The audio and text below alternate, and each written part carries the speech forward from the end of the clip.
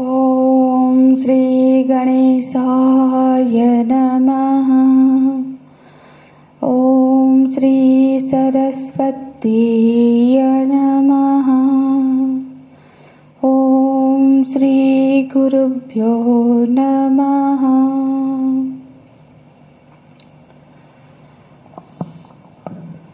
नमां दुष्कृतिनो मूढाः प्रपद्यन्ते नराधमाः माययापहृतज्ञानः आसुरं भावमाश्रिताः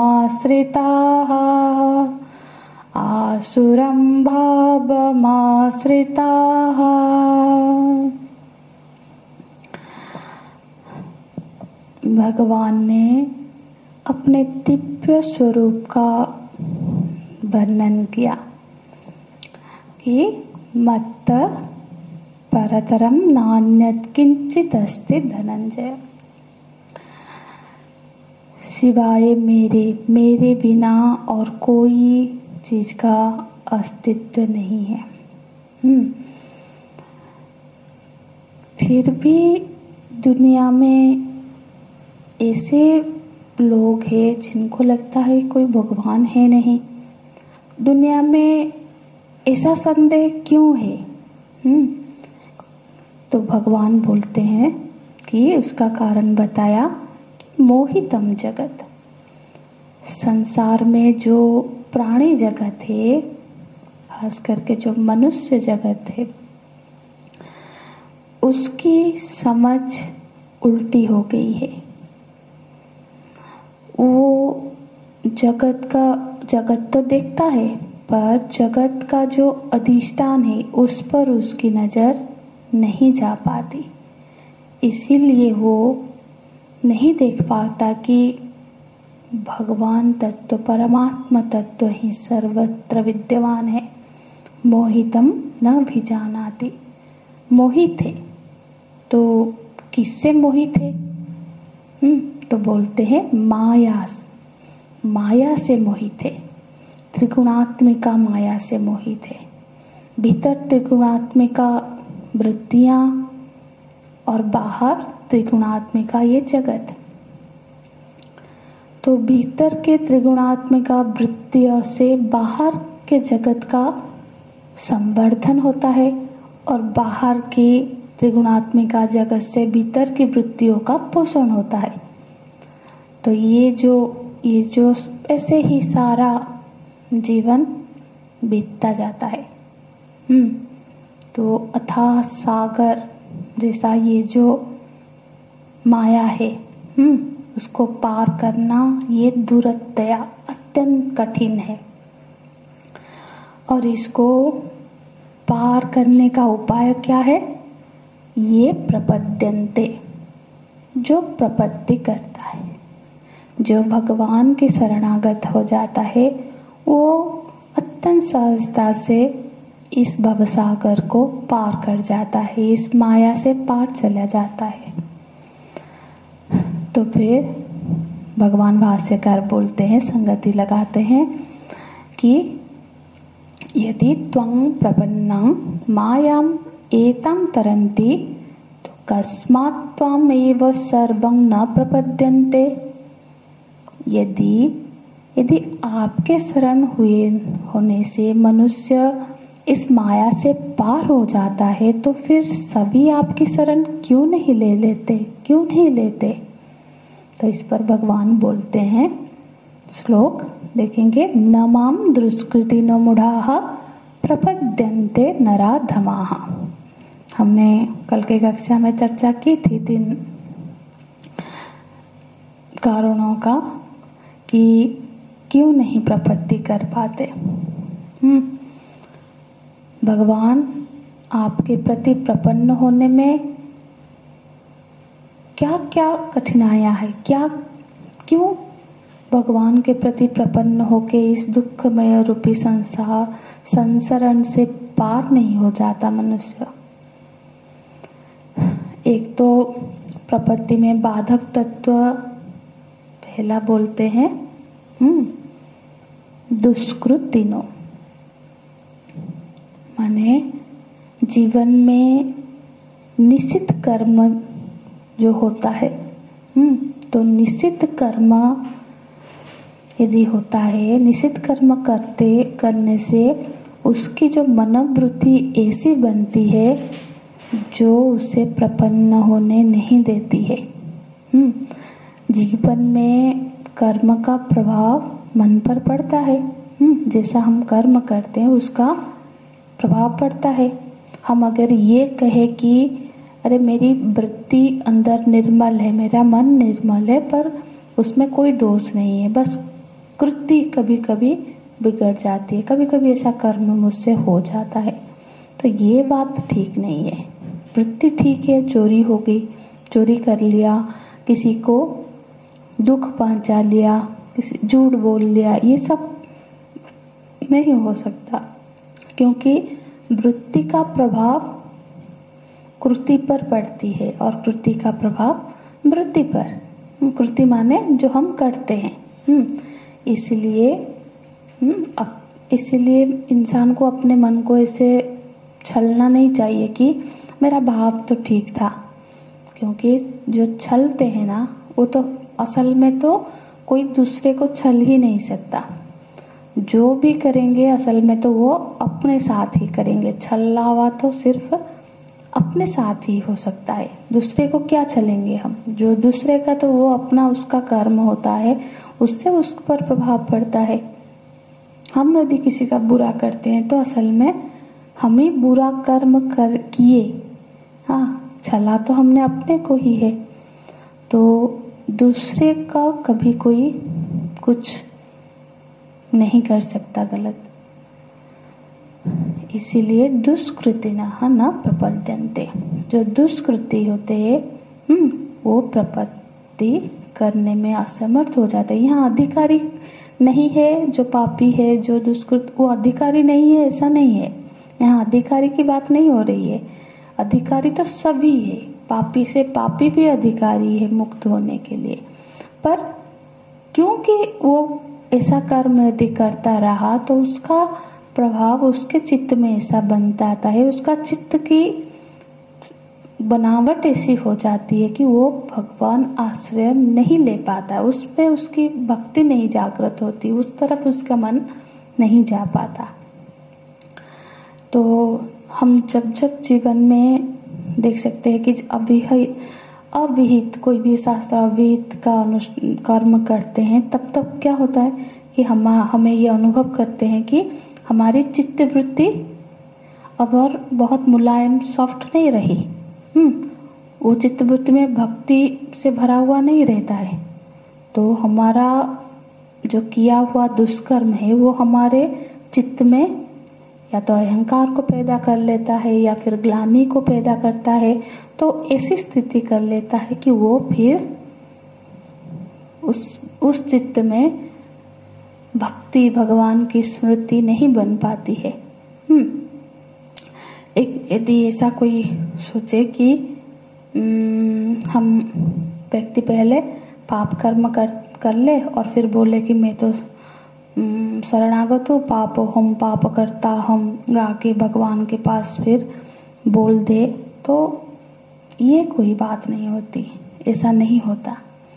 हम यदि स्वयं निरीक्षण करें अपने आप को तो देखेंगे कि हमारा चित्तवृत्ति उस समय पर प्रतिहत मतलब प्रपत्ति के लिए, शरणागति के लिए तैयार नहीं होता है, क्योंकि जब जब हम कुछ गलत कर्म करते हैं तो बोलते हैं वो प्रपत्ति में ये एक बहुत बड़ा बाधक है।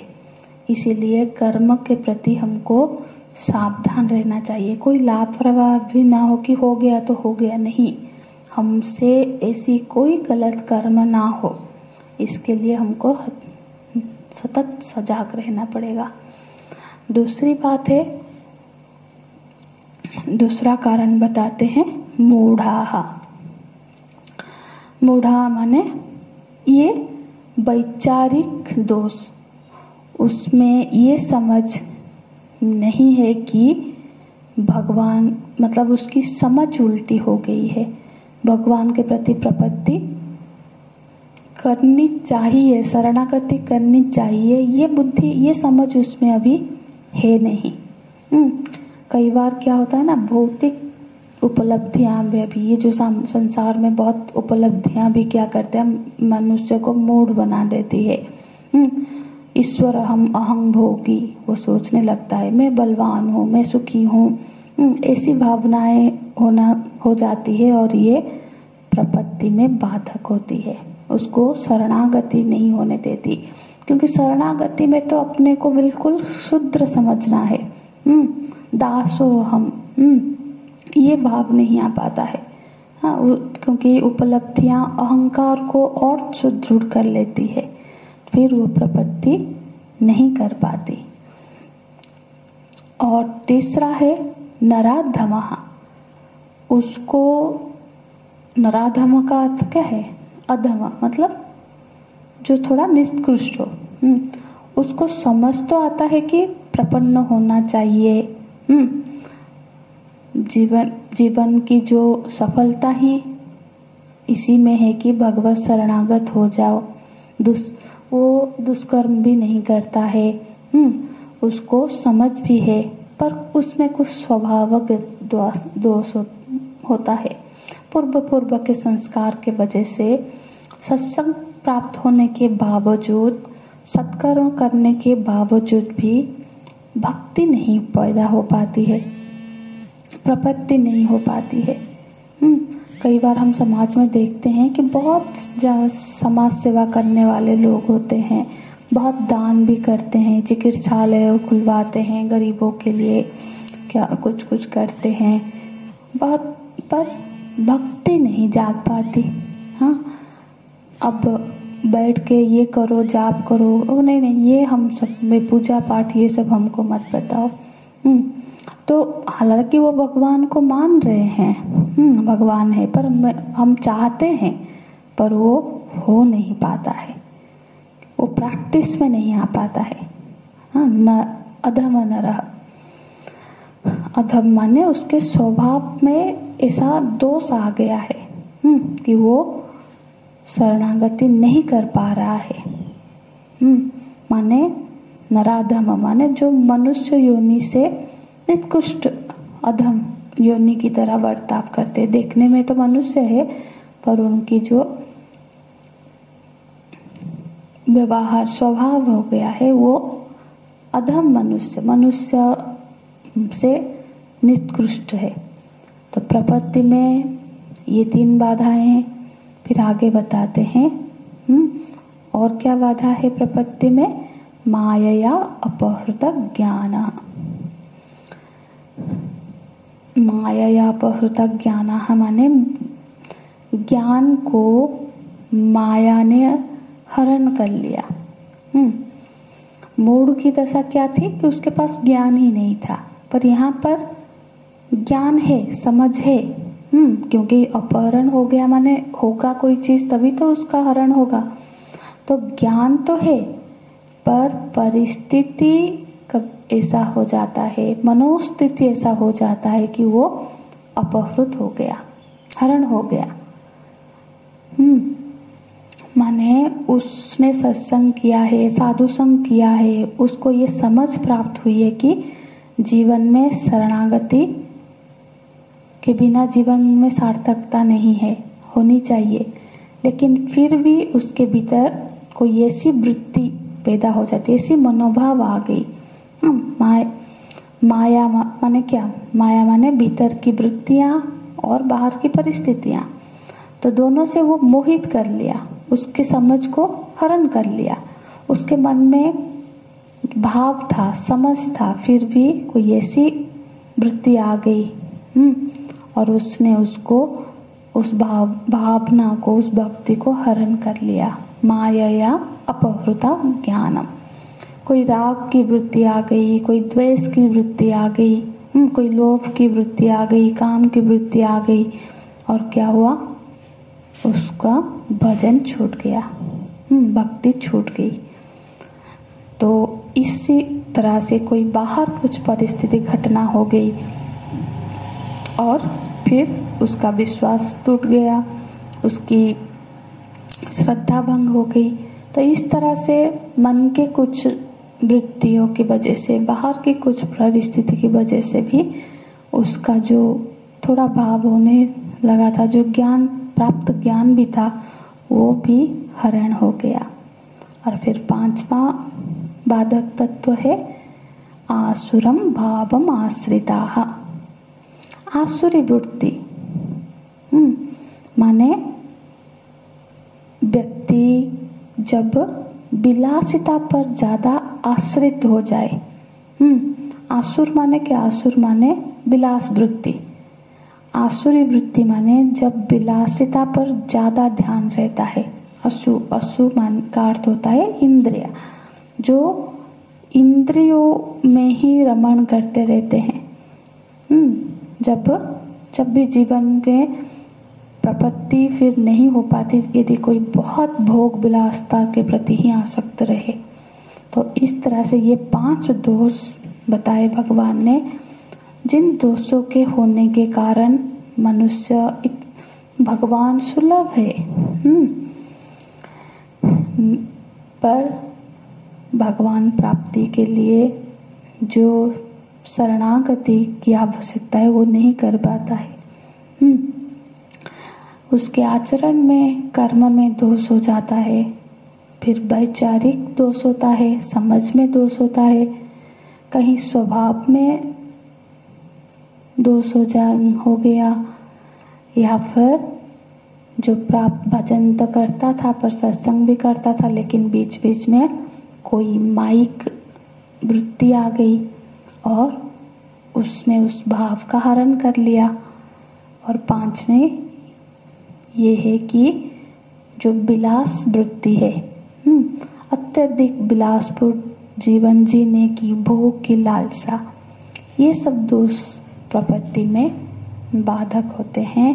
और ये सब दोषों के रहते हुए भगवत शरणागति करना मनुष्य के लिए मुश्किल हो जाता है। तो फिर हमको ये सब से सजाग रहना है। साधक को ये सब को जान के ये सब से अपने को बचा के रखना है, ताकि बिल्कुल शरणागति प्रपत्ति जीवन में घट सके। हरि ओम तत्सत। ओम पूर्णमदः पूर्णमिदं पूर्णात् पूर्णमुदच्यते पूर्णस्य पूर्णमादाय पूर्णमेवावशिष्यते। ओम शांति शांति शांति। हरि ओम। श्री गुरुभ्यो नमः। हरि ओम।